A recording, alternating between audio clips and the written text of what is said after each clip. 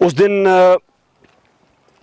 को 9:45 का टाइम होगा, सुबह साउंड बैरियर ब्रेकेज की आवाज़ आई कि हमारे एयरक्राफ्ट ने साउंड बैरियर ब्रेक किया, और साथ ही मुझे फ़ोन पे इत्तला मिली कि हमारा रिस्पांस, इंडियन एग्रेशन का रिस्पांस जारी है, और जहाज़ों की आवाज़ें आ रही थी।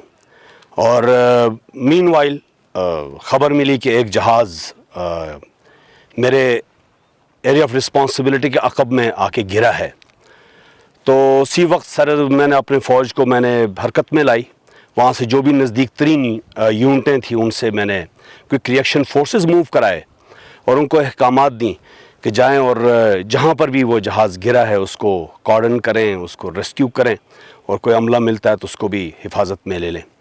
और उसी वक्त जब ये मैंने ऑर्डर दिए तो साथ ही मुझे ये इत्तला मिली कि ये एक इंडियन जहाज़ है।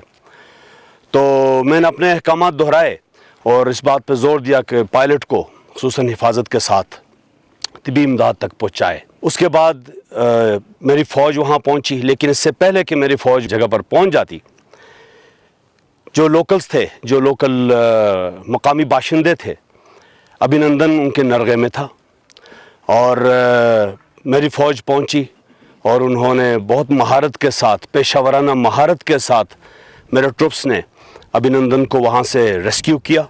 रेस्क्यू करने के बाद तिबी इमदाद की तरफ उसको उन्होंने हरकत दी, और बड़े पेशावराना तरीक़े से ये सारा काम हुआ, जिसका अभिनंदन ने ख़ुद तारीफ़ भी की है। यहाँ से LOC तकरीबन 4 किलोमीटर दूर है, और ये मेरे एरिया ऑफ रिस्पांसिबिलिटी के ये अक़ब का एरिया बनता है जहाँ पर अभिनंदन, उसका जहाज़ का मलबा और वो ख़ुद गिरा था। 27 फरवरी सन 2019 को QRF की टीम विंग कमांडर अभिनंदन को पकड़कर बटालियन हेडक्वार्टर में लाई, जहाँ पर मैं मेडिकल ऑफिसर के फ़राइज़ सर अंजाम दे रहा था। उसके नाक और चेहरे में से खून बह रहा था, उसका चेहरा और सर ज़ख्मी थे। पाकिस्तान आर्मी का प्रोफेशनल होने के नाते और मेडिकल और इंसानी एथिक्स को मद्देनज़र रखते हुए मैंने उसकी इब्तिदाई तिबी इमदाद फ़ौरन शुरू की। मैंने उसके वाइटल साइंस चेक किए, उसको पेन किलर इंजेक्शंस और IV फ्लूइड्स लगाए, उसके ज़ख़म साफ़ किए और उसकी पट्टी की। 2 घंटे तक उसको बटालियन हेडक्वार्टर में अपनी ज़ेर निगरानी रखा, और ये तसल्ली कर लेने के बाद कि उसकी सेहत या उसकी जान को मज़ीद कोई ख़तरा नहीं है, ब्रिगेड हेडक्वार्टर के डायरेक्ट ऑर्डर्स के ऊपर मैं उसको अगली मेडिकल फैसिलिटी में ले गया, जहाँ पे उसका मज़ीद इलाज किया गया। जब मैं उनको एम्बुलेंस पे लेकर जा रहा था तो उन्होंने मुझे कहा कि doctor you will be famous in no time. तो मैंने उनको कहा कि Abhinandan you will be more famous in your country.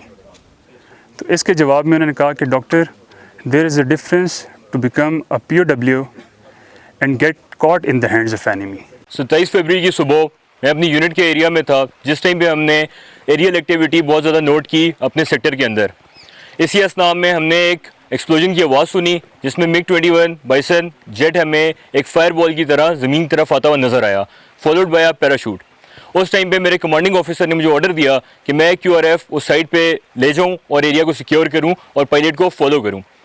मैंने वक्त ज़ाया किए बगैर जो नियरेस्ट मेरे पास गाड़ी और QRF अवेलेबल थी, आई माउंटेड ऑन डैट, और मैं उस QRF के साथ वहाँ से निकल गया। पैराशूट को गुड जजमेंट के साथ फॉलो करते हुए इन दी क्विकेस्ट पॉसिबल टाइम फ्रेम मैं साइड पे पहुँच गया। जब मैं साइड पे पहुंचा तो यहाँ पे लोगों का मोरल बहुत हाई था and they were too charged. What I had in mind was कि हमने इसको हार्म से बचाना है and we have to rescue him and we have to keep him alive.